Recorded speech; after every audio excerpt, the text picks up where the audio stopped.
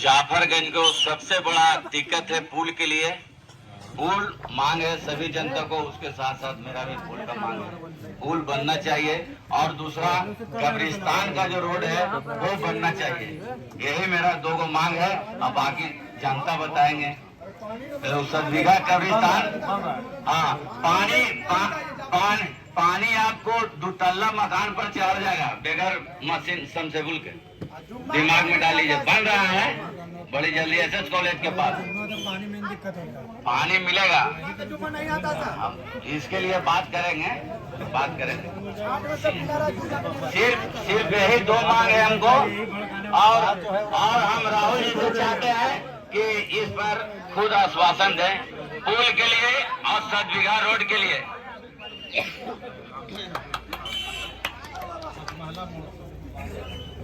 अब आपके बीच महागठबंधन के प्रत्याशी श्री राहुल शर्मा जी अपनी बात रखेंगे। यहाँ पे उपस्थित राष्ट्रीय जनता दल के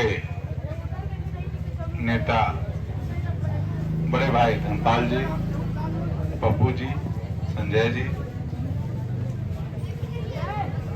यहाँ के वार्ड पार्षद मोहम्मद सैयद साहब, मनु मलिक साहब,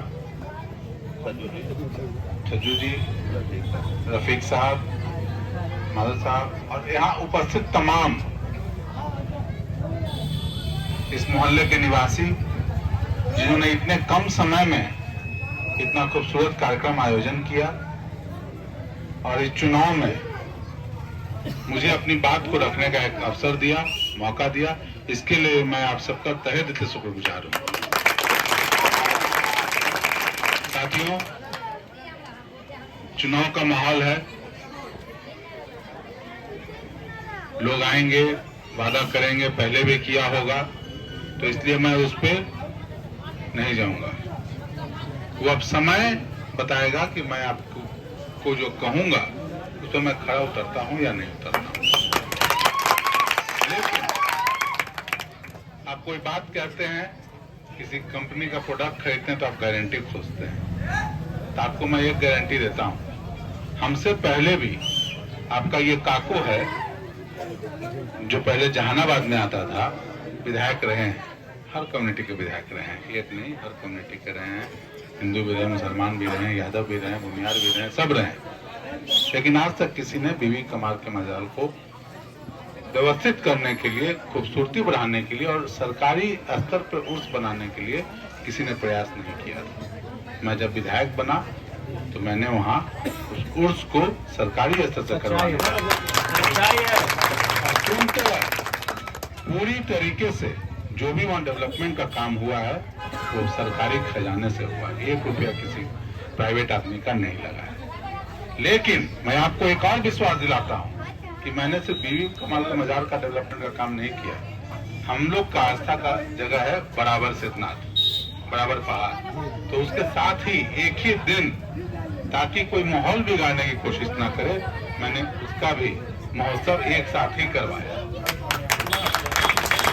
ताकि कोई भी व्यक्ति माहौल खराब ना करे। तो मेरी गारंटी आपको काको से मिलेगी और कहीं से मेरी गारंटी आपको नहीं मिल सकती। जहां तक समस्या बताया, हम लोग उसके लिए प्रयासरत हैं।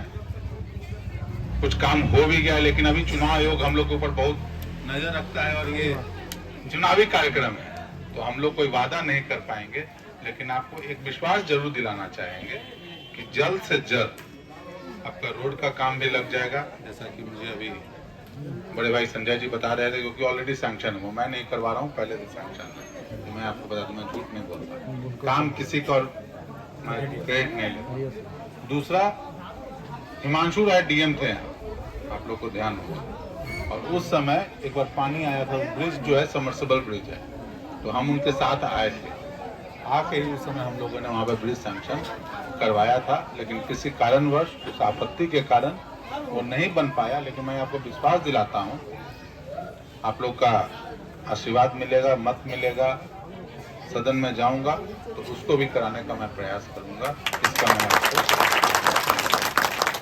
इसके साथ ही मैं आप सबसे रिक्वेस्ट करूंगा कि मतदान में कंजूसी मत करिए, जितना ज्यादा हो 90-95% तक मतदान करिए, तभी आप मजबूती से दिखेंगे।